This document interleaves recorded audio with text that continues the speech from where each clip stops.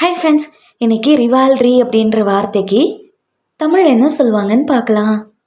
ரிவால்ரி ரிவால்ரி இந்த வார்த்தைக்கு தமிழ் என்ன சொல்லுவாங்கன்னா போட்டி, எதிர்ப்பு, போட்டியிடுதல்.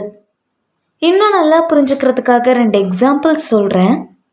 First example, the rivalry between the 2 teams is intense.